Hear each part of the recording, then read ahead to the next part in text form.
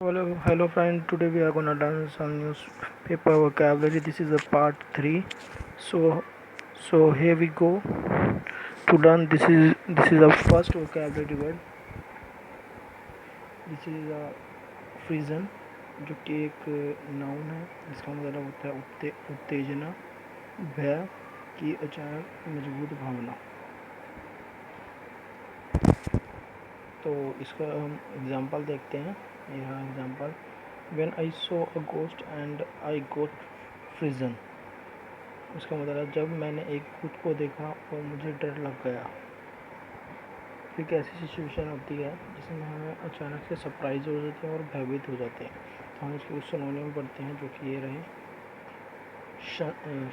शडर and शिवर, जिसको बोलते हैं हम कपी। तो हम चलते हैं हमारे नेक्स्ट वोकैबुलरी वर्ड पे, जो कि ये रहा आर्बिट्री। आर्बिट्री ये हमारा सेकंड वोकैबुलरी वर्ड है, जो कि एक एडजेक्टिव है। इसका अर्थ होता है मनमाना, बिना किसी के साथ विचार विमर्श किए बिना नतीजे पर पहुंचना या अंदाज़ा लगाना मनमाने ढंग से। तो हम देखते हैं इसका एग्जांपल, जो कि we can not take arbitrary decision on to defeat corona virus. जो इसका मतलब है हम कोरोना वायरस को हराने के लिए मनमाना निर्णय नहीं ले सकते। तो अब हम देखते हैं कुछ सिनोनिम वर्ड्स, जो कि ये रहे विम्सिकल एंड कैप्रिकियस, जो कि इसका मतलब होता है मनमोजी, अपनी इच्छा से करने वाला। तो अब हम देखते हैं हमारा नेक्स्ट वोकैबुलरी वर्ड। तो this is our next vocabulary word, जो कि ये रहा टेडियस। टेडियस एक एडजेक्टिव है जिसका मतलब होता है धीमा, सुस्त, थकाऊ और नीरस, बहुत ही ज़्यादा। तो सुस्त होना। तो ये रहा इसका example, one of my friends is tedious about studying. इसका मतलब मेरा एक दोस्त पढ़ाई को लेकर बहुत ही सुस्त है, थकाऊ है। तो इसका एक सिनोनिम, जो कि ये रहा स्लगिश एंड स्लो, भी इसका एक सिनोनिम है। ठीक है फ्रेंड्स। तो हम चलते हैं हमारे नेक्स्ट वोकैबुलरी वर्ड पे, जो कि ये रहा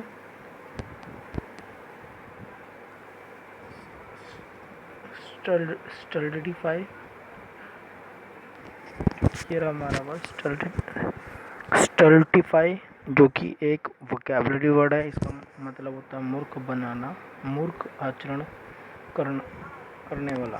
ठीक है, मूर्ख आचरण करना। अब देखते हैं हमारा ये example, a new born child often stultified himself, जो कि इसका मतलब है एक नया बच्चा, यानी कि एक बच्चा अक्सर मूर्खतापूर्ण व्यवहार करता है। तो अब देखते हैं इसका सिनोनिम, जो कि है स्टूपिफाई। अब हम देखते हैं हमारा नेक्स्ट वोकैबुलरी वर्ड, जो कि ये रहा कैविएट। कैविएट एक वर्ब है जिसका मतलब होता है चेतावनी या धमकी। तो देखते हैं हमारा एग्जाम्पल, जो कि ये रहा देयर आर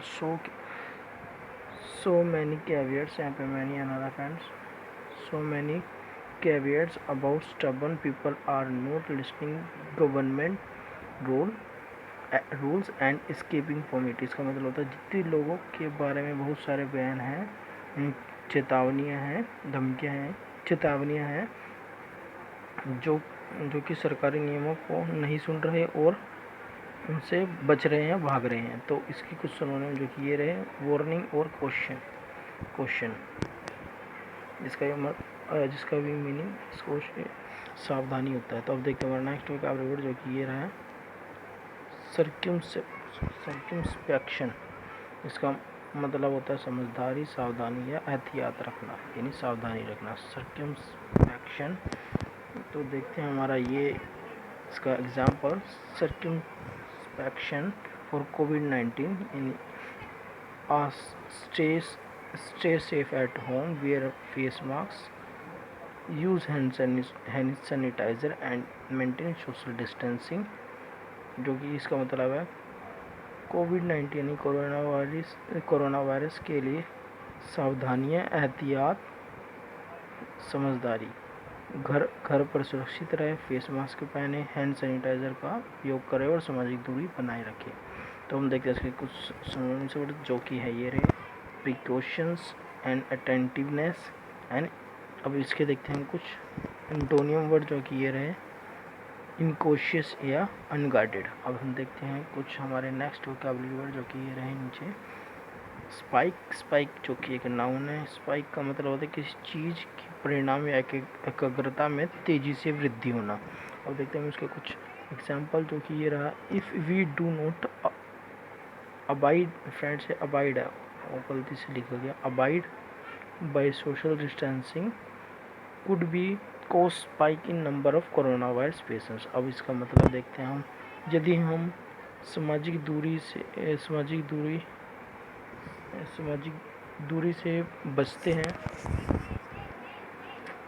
और इसका पालन नहीं करते हैं तो कोरोना वायरस रोगियों की संख्या में स्पाइक हो सकता है, यानी कि तेज़ी से वृद्धि हो सकती है। अब देखते हैं हमारा नेक्स्ट वोकैबुलरी वर्ड जो कि ये है स्लम्प। स्लम्प एक वर्ब है जिसका मतलब होता है मंदी, कीमत में कमी, गिरावट आना।